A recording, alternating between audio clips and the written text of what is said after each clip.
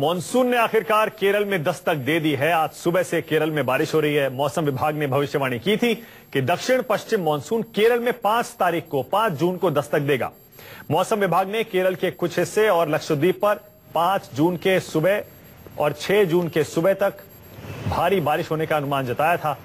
मौसम विभाग की भविष्यवाणी आखिरकार सच साबित हुई है। पहले 1 जून के आसपास मॉनसून के आने की संभावना जताई गई थी, लेकिन फिर मौसम विभाग ने कहा कि थोड़ा सा डिले हो सकता है, मॉनसून 5 तारीख तक आ सकता है। और देखिए, आखिरकार मॉनसून केरल में आ गया है। 30 मई के आसपास कहा था, 1 तारीख और 30 मई के बीच आ सकता है, लेकिन अब आखिरकार मॉनसून ने केरल में दस्तक दे दी है। और ये तस्वीरें सिर्फ दक्षिण भारत के लिए नहीं, बल्कि पूरे उत्तर भारत के लिए भी काफी राहत भरी होंगी, क्योंकि अब मॉनसून ऐसा लगता है केरल पहुंच गया है तो उत्तर भारत के लिए भी ज्यादा दूर नहीं होगा। पिछले 3 साल में मॉनसून जून के पहले हफ्ते में ही आया है। 2006 से 11 तक ये मई के आखिरी सप्ताह में आया था। इस साल वैसे भी कम बारिश को लेकर अंदेशा है।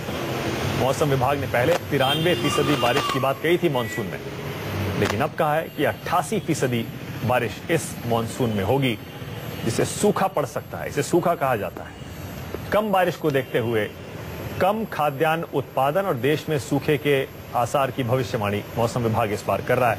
लेकिन आपको पता होगा, वित्त मंत्री अरुण जेटली कल ही कह चुके हैं कि कम बारिश होती भी है तो भी चिंता की कोई बात नहीं है, सरकार तैयार है। जी हां, मौसम विभाग ने इस बार औसत से कम बारिश की भविष्यवाणी की है। इसे देखते हुए देश में अन्न के कम उत्पादन और सूखे की आशंका जताई जा रही है। महंगाई बढ़ने की भी आशंका है, लेकिन वित्त मंत्री अरुण जेटली और कृषि मंत्री राधा मोहन सिंह ने कहा है, कम बारिश से भी अन्न के उत्पादन पर असर नहीं पड़ेगा।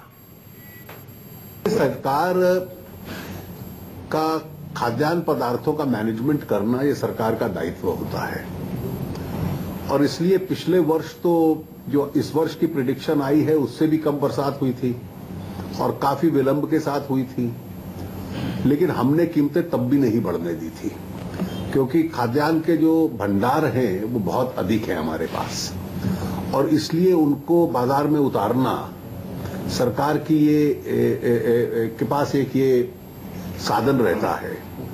पिछले साल काफी कम थी, उसके बावजूद भी ओवरऑल बहुत बढ़ोतरी नहीं थी, लेकिन बहुत छोटी अंश में थोड़ी सी बढ़ोतरी थी।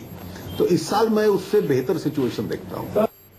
नुकसान हुआ, इसमें कहीं दो राय नहीं, लेकिन जितना बड़ा संकट था, 12% औसत से कम वर्षा हुई थी, फिर भी 2% कम बुआई हुई और 3% कम उत्पादन हुआ।